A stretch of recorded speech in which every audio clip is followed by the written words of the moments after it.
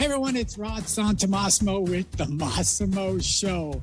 And today I have a guest, and actually a guest I've never had before on the show, and also a Massimo coach. I never had a Massimo coach on the Massimo Show before, but this one you got to hold on. If you are a commercial real estate broker, more specifically, if you're a multifamily commercial real estate broker, wow, you got a lot you're about to learn with our special guest, Mr. David Dirkschneider. Hey guys, it's Rod Santomassimo, and I got great news for you. I have taken the lessons of the last 30 years, all the conferences I went to, and I packaged the best of the best aspects and even plussed it in a conference we're calling Massimo Con. It is going to share with you and give you direct access to 9, 7, and 8-figure producers, some amazing keynote speakers, and so much more. Oh, it's a live 2-day event in Dallas on November 2nd and 3rd. You've got to be there if you're dedicated to making sure you get in position to dominate CRE in 2023. Massimo Con is on, baby. You've got to get there. Check our social posts, check our website for your information. And yes, get there because only a limited number of seats left. Hope to see you at Massimo Con. Hi, this is Rod Santomassimo, and welcome to the Massimo Show. The objective of the Massimo Show is to share how you can maximize your personal, professional margin. That's right. Let's make more money in less time. Let's turn chaos into clarity, confusion into confidence, and income into real wealth. Along with sharing my insight on how I grew a multi-million-dollar professional business, we're going to bring you the expert advice from a variety of authors, consultants, and thought leaders who will provide the tools you need to maximize your own personal and professional margin. Welcome to the Massimo Show. David, welcome to the Massimo Show. Thank you. I appreciate it. Very generous intro. And it's good to be on. I've worked with you for a while, the coaching, and hadn't been on one of your podcasts before, so look forward to it. It's a blast. And yeah, guys, I'm always transparent. David is a coach with the Massimo Group. He's already helped several scores of our clients achieve record years. David himself is having yet another record year, and it's phenomenal to see. David was our contributor of the year last year. He's done more for me in the Massimo Group over the last couple of years than anyone that I deal with. I'm honored to have David on the show. But David, it's not about the Massimo Group. It's not about me. It's about you. So take me back to high school David Dirkschneider. You didn't know this one's coming. High school David Dirkschneider. What were you doing in high school? Where were you and what were you doing? Yeah, I was very different. I'm born and raised in Oklahoma City, so was here.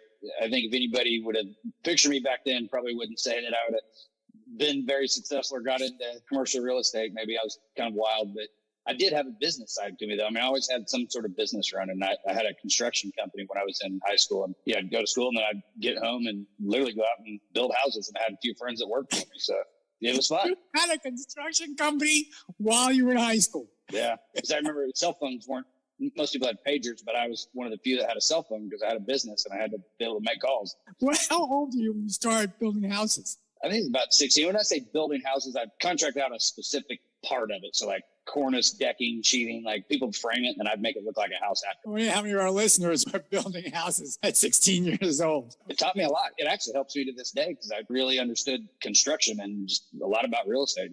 Everything I've ever done has always been kind of in that environment. Yep, I'm with you 100%. So then tell me about your commercial real estate career. How long have you been doing this thing we call brokerage right now? Well, I took an interesting path right after high school. I went into the Marine Corps and spent between active duty and then reserve 7.5 years. And so right after that, I started doing mortgages, and I did mortgages for several years while I was going to college. But then I moved to California with the Marine Corps, and I was doing mortgages out there. And there was a guy at our office that did only apartment mortgages. And I thought, man, that's a really cool business. And I kind of was intrigued by it and started he wasn't a mentor, but I was really listening on a lot of stuff that he did.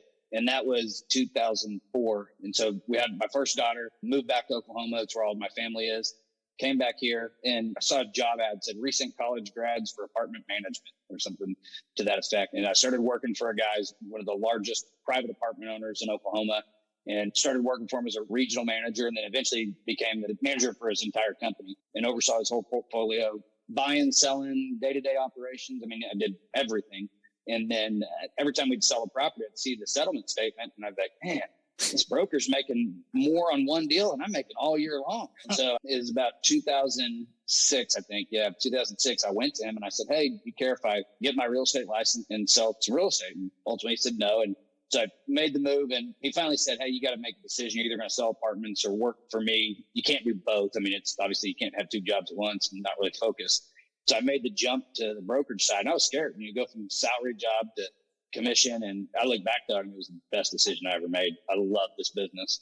So you learned a hell of a lot. You learned about the whole apartment processes, the construction, the management, the selling, the leasing, the dispositions. And then, of course, you decided to go on your own in 2006. So you were at a boutique firm, you were a national firm. When you went off on your own, who were you with? Yeah, I was with the Coldwell Banker commercial office. So it was commercial, but through Coldwell Banker. And there it was before they had these co-stars and Crexies, and literally I built a database off county records because back then it was whoever had the data ruled, because not everybody, you had market data, you could speak intelligently, and that was a big deal. And the fact that I had the kind of the lingo and the stuff down for managing stuff, it really helped me kind of get that leg up. And so my first year, I was a top producer for Coldwell Banker commercial in Oklahoma, and won Rookie of the Year, and then won a national award. And it was fun. I mean, that was, again, it's in the peak 2007, because it was my first full year was in 2007. And then the market crashed. 2008, I switched to a small boutique company. And the reason why I changed is they did a lot of multifamily management. They did a lot of receiverships for banks. And I thought, man, if they're, it was a rough time in the market and they were doing all these receiverships and foreclosures, what better place to be? So I moved there and started doing a lot of foreclosure work. I mean, I was doing a lot of foreclosure work, and that's really all there was. And it really just helped me grow my business for that 3-year period until kind of the market turned around. And so when the market turns around and you start focusing on multifamily assets, so for the past now, when the market turned around, probably in 2010, 2011, 10 years plus, tell me about the trajectory of your career. Have you found that you're focusing on more specific asset types? Is it always private owner? Is it a certain unit size? How's that evolved over your last 10 years? Before I went to the boutique company, I would sell any apartment deal I could find, 4 units, 8 units, 20 units. One of my first few sales, I sold a building for the guy I used to work for, and it was 116 units. And so that was huge for me at the time. Mm-hmm. And it helped me really build a business reputation that I probably wouldn't have gotten otherwise. And then started really what I focused on then, and still do a lot of, is private capital, syndicators, small national owners, not really much institutional, 100 units plus. And that's probably what I've done for the last 10 years, I'd say. I mean, really for sure the last 7 years. Before that, if somebody wanted to sell 25 unit property, I'd sell it. Now I kind of stick to the 100 units and plus.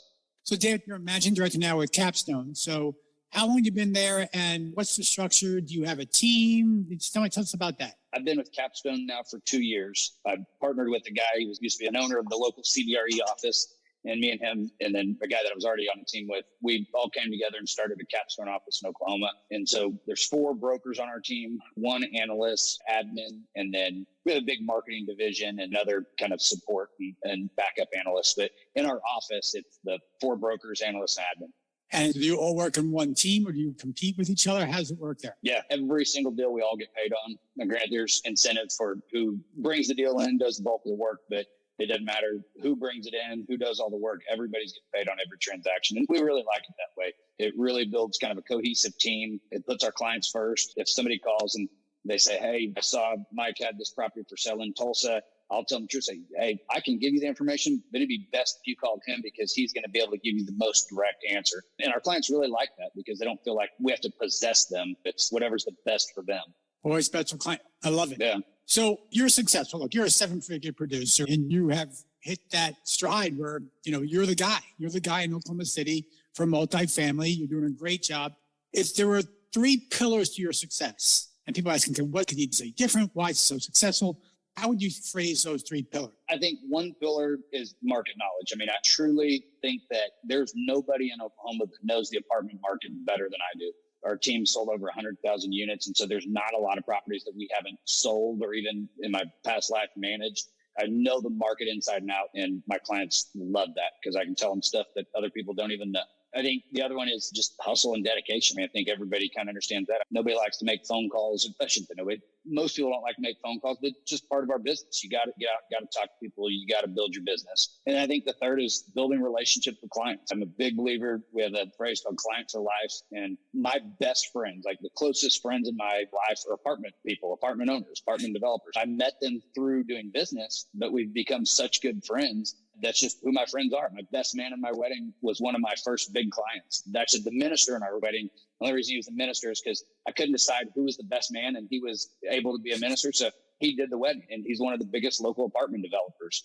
I mean, I say it's not by design. It is by design to build relationships, but it's not a fake relationship. They're truly my best friends. I mean, they're like family to me, and it's just because we've gotten to know each other over the years and become friends, and they trust me and I trust them. Client for life is a great term. And look, we have this term in Massimo Group that you're fully aware of, the inactive client. You know, they are your client for life, but you go beyond that. They're truly part of your life. And they're also great sources for referrals and great sources for business. And you're the one and only they will ever consider for transacting with. That's a client for life. Now, David, I'm going to challenge you. I know you're one of our, I think it's 9 now, 7 and 8 figure producers at our conference in December. So will you share some of this client for life methodology and how you created it in Dallas? Absolutely. The reality is not everybody can do it or wants to do it, but it's something, if you put it into effect, you work on it, you can. I'm more than happy to share it. Okay. So folks, you come to Dallas to our Massimo conference, MassimoCon, Dallas, November 2nd and 3rd. David's going to share his playbook to develop clients for life. And imagine that. Imagine you having clients for life where you know in 2 years, 3 years, 4 years, 5 years, that you'll have consistency in your cash flow. Think about how that would change your life and your business. It's amazing. So David, before we let you go, if you have the clients for life, you're entrenched in your market, you have the knowledge, right? You hustle, you're a hustler. For those that are struggling right now, right? The market's shifting, there's inflation, there's interest rates, there's other issues going on, supply, demand. What do you see as the one thing you're focusing on today as this recording is in regards to messaging for your clients? Is there one thing you're really focusing on? Yeah, I mean, right now, we're just trying to be a resource to them. And I think it goes back to the clients trust us. Is, you know, they may not be ready to sell something. They may not be ready to transact, but we're providing them information. We're looking at their portfolio to say, hey, what's a long-term strategy? Are you able to refinance something? Are you not? I mean, we're just advising them on what's best for their future. And I tell people all the time, both in coaching and just people on our team, like, it's not our job to convince someone to sell their property. It's our job to be in front of them, to be a resource, to always be around. That way, when they do decide to sell, there's no question they're going to sell it with us. Wow. That was a high impact statement, folks. David Dirkschneider, I cannot thank you enough for your time today. Certainly, thank you so much for your service to our country. And I'm blessed to have you as a friend and coach at the Massimo Group. So folks, here you got it. David Dirkschneider himself sharing some wisdom with you. It's not going to matter unless you apply it, because knowing isn't doing.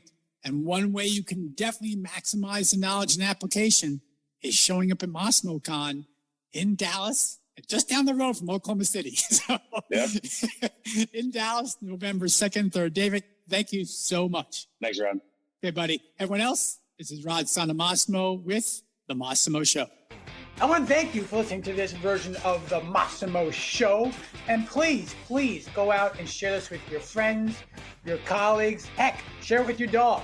Just share it. And more importantly, just give me some feedback, good, bad, or indifferent. We all grow from understanding what our audience wants to hear. So until next time, this is Rod Santomassimo with The Massimo Show.